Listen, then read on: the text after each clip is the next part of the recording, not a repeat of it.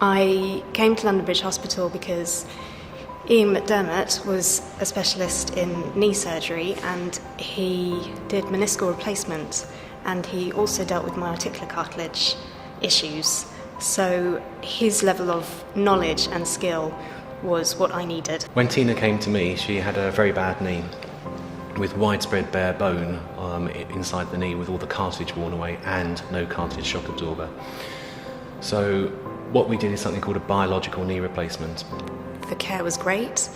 The level of attention I got from Ian and from the staff was second to none. I couldn't recommend it more. It's a big operation, and the rehab took a full 9 months, which is very slow. But at the end of this, Tina had a knee that she could walk on comfortably, she could do non-impact exercise, she had a virtually full range of motion, and she was very happy with it. The surgery has certainly changed my life. I can now continue doing my sports, cycling and also walking pain-free, which I couldn't do before.